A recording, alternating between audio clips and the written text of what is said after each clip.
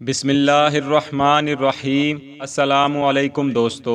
سیدہ آمنہ رضی اللہ تعالی عنہا کی وفات کے بعد حضور نبی کریم صلی اللہ علیہ وسلم کی تربیت و کفالت حضور صلی اللہ علیہ وسلم کے دادا جناب عبد المطلب نے کی۔ حضرت عبد المطلب آپ کو اپنے تمام فرزندوں سے زیادہ محبوب جانتے تھے اور کبھی آپ کے بغیر دسترخوان نہ بچھاتے۔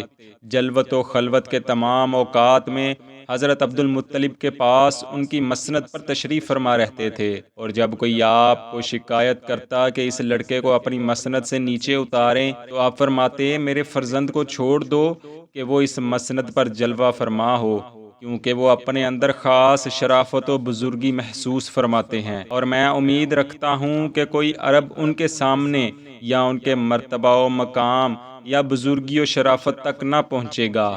اہل قیافہ حضرت عبد المطلب سے کہتے کہ اس فرزند کی خوب نگہداشت اور محافظت کرو، کیونکہ ہم نے آپ جیسے قدم مبارک کسی کے نہیں دیکھے۔ آپ کے قدم مبارک میں وہ اثرات و نشانات ہیں جو مقام ابراہیم میں ہیں۔ جس سال حضرت عبد المطلب قریش کے سرداروں کے ساتھ سیف ذی یزن کی تہنیت کے لیے یمن کی جانب تشریف لے گئے تو اس نے حضرت عبد المطلب کو بشارت دی کہ آپ کی نسل سے نبی آخر الزمان ظاہر ہوں گے۔ اس سفر سے لوٹنے کے بعد حضرت عبد المطلب نے دیکھا کہ قریش میں شدید قحط پڑا ہوا ہے، اور یہ قحط مسلسل کئی سال تک رہا۔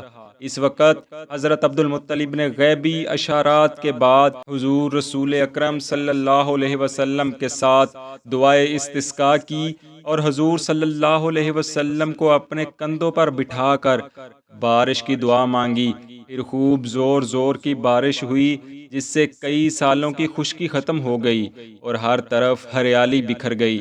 کچھ عرصہ بعد آپ صلی اللہ علیہ وسلم کے دادا حضرت عبد المطلب کی وفات ہو گئی، اور پیارے آقا صلی اللہ علیہ وسلم کی کفالت کی ذمہ داری حضرت ابو طالب نے لے لی۔ اس وقت حضور صلی اللہ علیہ وسلم کی عمر مبارک 8 سال تھی۔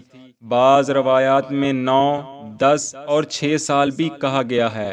جناب ابو طالب حضور صلی اللہ علیہ وسلم کے بغیر کھانا تک نہ کھاتے، اور حضور صلی اللہ علیہ وسلم کا بستر مبارک اپنے داہنے پہلو میں بچھایا کرتے۔ گھر کے اندر اور باہر حضور صلی اللہ علیہ وسلم کا اپنے ہمراہ رکھتے۔ جناب ابو طالب کے عہد کفالت میں جب مکہ پاک میں قحط پڑا تو لوگ مجتمع ہو کر استسقاء کے لیے جناب ابو طالب کے پاس آئے۔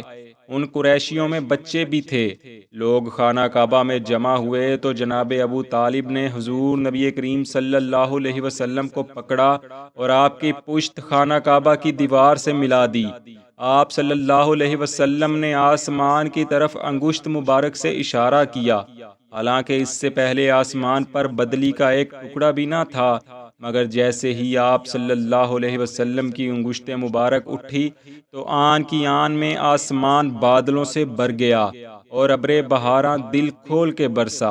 اسی طرح ایک مرتبہ آپ صلی اللہ علیہ وسلم قریش کے بچوں کے ساتھ کھیل رہے تھے، دوسری طرف اہل قریش امیر کعبہ میں مصروف تھے۔ اہل قریش میں سے کسی نے کھیلتے ہوئے بچوں کو دیکھا تو ان سے کہا پتھر اٹھا اٹھا کر لاؤ۔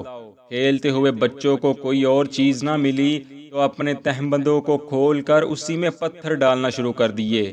وہ مکمل برہنہ ہو چکے تھے۔ رسول خدا رحمت دو جہاں حضرت محمد صلی اللہ علیہ وسلم پاس کھڑے یہ معاملہ دیکھ رہے تھے۔ بچوں نے آپ صلی اللہ علیہ وسلم کو بھی اشارہ کیا کہ تہبند کھولو اور پتھر اٹھاؤ، مگر کریم آقا صلی اللہ علیہ وسلم نے ان کی بات ماننے سے صاف انکار کر دیا، اس لیے کہ کوئی آپ صلی اللہ علیہ وسلم کو برہنہ نہ دیکھ لے۔ پیارے آقا صلی اللہ علیہ وسلم نے سب کے سامنے برہنہ ہونا گوارا نہ کیا اور پتھر اپنے مبارک کندھوں پر اٹھانا شروع کر دیے۔ دوستو، رسول خدا حضرت محمد مصطفیٰ صلی اللہ علیہ وسلم بچپن ہی سے شرم و حیا کا پیکر تھے۔ اللہ کریم ہمیں اسوہ رسول صلی اللہ علیہ وسلم پر چلنے اور ان کی تعلیمات پر عمل پیرا ہونے کی توفیق عطا فرمائے۔